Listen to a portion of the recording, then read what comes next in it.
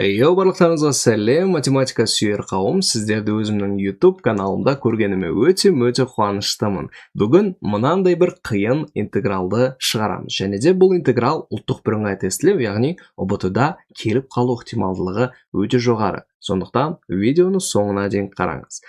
Видео басталмас бұрын міндетті түрде арнаға тіркеліп, колокольчикті басып, лайк, комментарий жазуды ұмытпаңыз.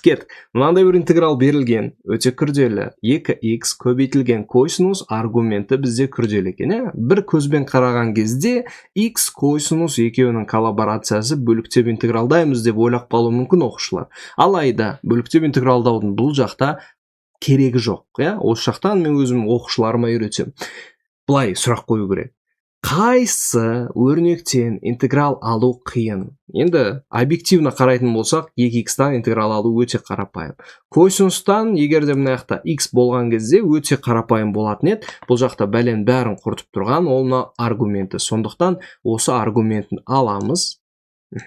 Және де какой-то бір т-ға теңестіреміз. Екі жағын дифференциалдаймыз. Дифференциалдау дегенді қарапайым тілмен айтқан кезде оң жағында сол жағында өзінің айнымалысы бойынша туындылаймыз деп білсеңіздер болады. Мысалға сол жағын x бойынша туындылаймыз. Сонда мынадан туындалсақ бізде 2x болады екен, бірден туындалсақ бізде 0 болады, және де x бойынша туындыладым деп dx-ті қосып жазамыз. Және де t-дан t бойынша туындалсақ 1 болады. Как бы x-тан туындалған сияқты. Және де t бойынша туындыладым деп қосып қоясыздар.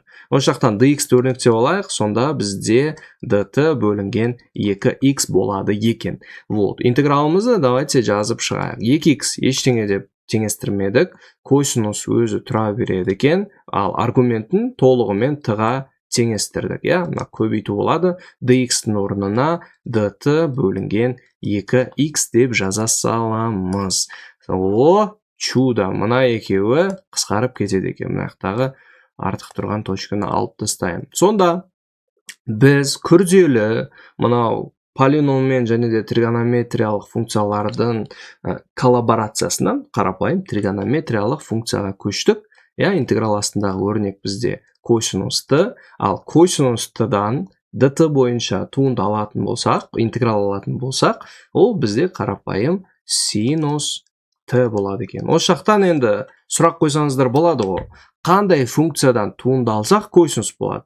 Әрине синустан. Болды. Сонымен жауабы синусты плюс ц. Бірақ біз т бойынша емес, жауапты x бойынша беруіміз керек. Сол үшін жақсылап тұрып, т-ның орнына обратная подстановка x квадрат қосылған 1 плюс ц. Ең соңғы окончательный жауабы бізде осы болады екен.